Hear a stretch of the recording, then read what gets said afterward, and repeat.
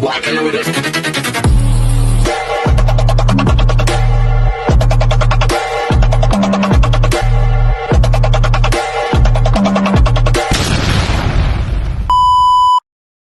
Hi everyone! Good afternoon! I'm back! It's your Mama Sam dito sa Sam Sam TV. Kamusta naman po kayo mga amigo, amiga, kumare at kumpare? Sana lahat kayo ay okay na okay ngayong gabi. Syempre ko ako naman ang tatanungin ninyo. Nakikita naman ninyo ang beauty ng Mama Sam ninyo. Napaka-fresh overload pa rin, di ba? Syempre, ganun talaga kapag sagana ka sa ganda. Charot. Sagana ka sa pahinga. Oo. So, ngayon, wala tayong ibang ginagawa kundi pahinga, pahinga, pahinga lang. And thanks God, ito, nakapagpahinga tayo. So, bukas, laban na naman. Hindi ko alam kung makakapasok ako bukas kasi medyo masama ang pakiramdam natin ngayon. Medyo may sipon tayo. So, I hope na sana bukas okay na ako. Yan. And then, eto na nga, syempre, gusto ko rin magpasalamat sa walang sawang tumatangkilik dito sa ating channel, sa Samsam TV. Siyempre, excited tayo lagi na makapaggawa ng vlog. So, pasensya na. Hindi ko talaga pa ma-push ng bonggang-bongga. Pero, let's see. Oho. So, eto na. Oho. So, una sa lahat, siyempre, gusto ko rin mag-shoutout sa mga friends natin na nasa parting Amerika. And then, of course, yung mga nasa Pilipinas, nasa Europe, at saka, siyempre, yung mga nasa Middle East. Lalo na ngayon, yung Middle East, may mga pinagdadaanan sila ngayon na nakakalungkot na sana matapos na kung ano man yung pinagdadaanan nila ngayon dahil hindi naman syempre nakakatuwa na merong panganib na ganon, di ba, sa lugar nila. I hope na sana talaga matapos na yan and then ayun, keep praying for them, lalo na sa mga kababayan natin, sa mga makamamasam dyan na talagang sumusuporta kung nasaan man kayo, nasa Middle East man kayo, mag-ingat kayo ng bonggang-bongga. Kasi syempre, ayoko naman yung actually nababahala ako for you guys. Oo, sa totoo lang. Ito ang mga nakaraang araw, minessage ko nga yung isa kong kaibigan na nasa Middle East din, na supporters natin dito sa channels natin. Ayun, so sabi ko sana okay siya. And kayo din, sana okay kayong lahat. So, yon. Basta, laban lang. Kaya ninyo yan. So, keep praying sa kaligtasan ninyo and then sana matapos na, please God, di ba?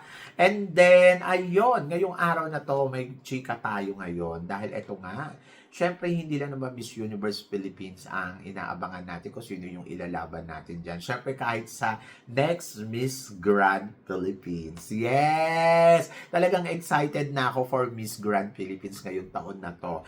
Nako, sabing ganon, matkuha kaya natin yung back-to-back and back. Sabi ko, grabe naman. Ang dami nyo namang gusto. Gusto nyo pa ng back-to-back and back talaga. So, parang ang hirap niyan. Pero, syempre, ang goal natin ay laging maging maganda ang placement natin sa laban natin sa international stage. At naniniwala naman ako yung mga candidates naman natin ay tinatry naman yung best nila, di ba? Like example, ito nga, syempre ngayon, dalawang magkasunod na Miss Grand Philippines ang nakuha ng Pilipinas, di ba? Dati parang nagrereklamo tayo, wala tayong corona, pero ngayon, ayan sa awa ng Diyos naman ay nagkaroon na tayo ng dalawang corona dito sa Miss Grand. Hindi natin inaasahan na ganon. Pero thanks God, kasi meron tayong CJ Opiasa, tapos meron tayong Emma Tiglao, at ayun, so, ibang ano yan, ibang level yan. And then ngayon, so another challenge na naman para sa Pilipinas for the Miss Grand ngayong taon na to. Sino daw ba sa tingin ko na perfect candidates for Miss Grand? O kayo ang tatanungin ko din, sino sa tingin ninyo ang perfect kung sakaling ilalaban ang dalawang kandidata na pag-uusapan natin ngayon? Syempre, ang una ay si Angelica Lopez. Yes. Miss Angelica Lopez for the Miss Grand Philippines 2026. Tingin ninyo guys. Angelica Lopez, to be honest, okay ako kay Angelica. Kasi alam naman natin si Angelica na palaban din yung beauty niya, very Pinay beauty na ang binibigay niya, and then parang feeling ko kung ilalaban mo to ng Miss Grand, ay winner, di ba? Kasi syempre yung beauty niya talagang pasok sa banga, pasok sa pagiging Miss Grand. Yes, at Oh my gosh, I'm so excited dahil ibang level, iba yung beauty ni Angelica Lopez at isa siya sa mga talagang dapat nating abangan kung sasali. Sa ngayon kasi medyo nagpapasabog si Angelica sa social media kaya minsan mapapaisip ka parang feeling mo, okay, so ilalaban to, oo. So, ayun nga. So, sabi ko, I think yes, mukhang ilalaban sila sa internationals again one more time sa national pageant. So, sabi ko kung sakaling papasok to sa Miss Grand kasi nung isang taon pa to nagpaplano, umurong lang and ngayon parang feeling ko eto na. Hindi naman siya umurong, kumbaga parang pinupush niya sana, kaya lang parang, okay, wag na muna, sa susunod na. So, perfect timing ba kung sakaling sasali si Angelica Lopez? Yes. Ako okay lang. Kasi it's a big challenge para sa Triple Crown ng Miss Grand. Pero syempre hindi to madali. Pero kung sakali man na ang Angelica Lopez ay sumali, siguro ang nakikita ko sa kanya ay baka maging Miss Grand runners-up. So kaya din maka-top 10. Yes. So yon. So ako para sa akin, yes, swak na swak.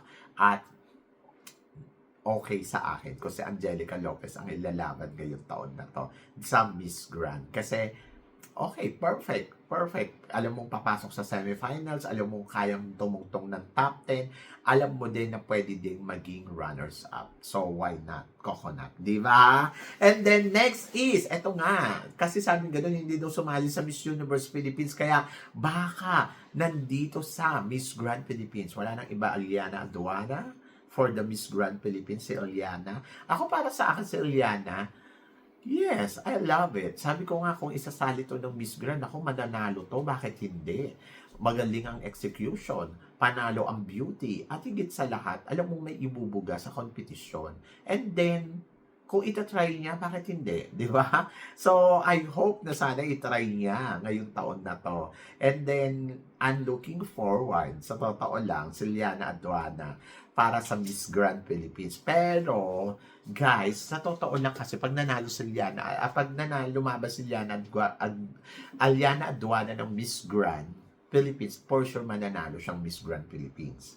And then, kapag, halimbawa, nilaban mo siya sa Miss Grand ngayong taon na to, parang feeling ko mali na sumali siya ngayong taon na to.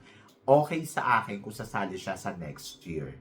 Kasi, parang mas malakas yung laban, mas pwede, mas parang alam mong sasabay, na parang meron kang pag-asa na, okay, kung hindi man siya manalo, I mean, mas malaki yung chance na manalo. Kasi kung ngayon, parang feeling ko, hindi mananalo. Kasi parang feeling ko, hindi naman nila ibibigay sa Philippines and Philippines and Philippines again. So, parang lokohan na yun. So, parang feeling ko, I think, kung sa susunod na taon, parang mas malaki yung chance na, na mas makuha niya ang corona uli. At alam mo, kayang manalo kasi may beauty, may brain, and then may body.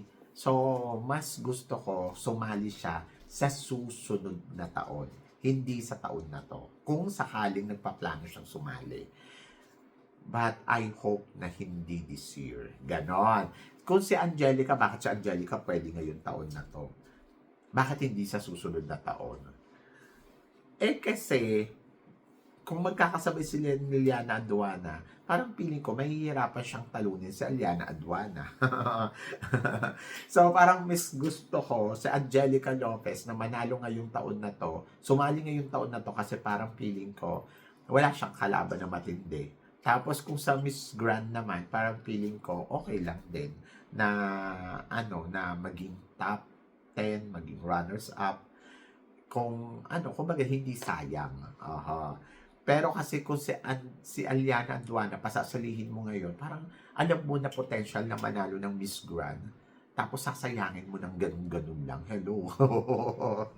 Pero kung hindi sasali, halimbawa, wala namang planong sumali si Aliana Aduana, tapos hindi sasali talaga, ayun, pwede si Angelica sa susunod na taon na lang, ibang candidates na lang, yung hindi knowing. Ganon! Anyway, so good luck, di ba? Good luck pa rin. Ako naman naniniwala naman ako kung destiny nila yan, destiny nila yan. Pero kasi syempre iba pa rin, di ba? Kapag may pangalan yung idinala mo sa Miss Grand, tapos mas hataw na hataw, mas palong-palo, mas winner, di ba?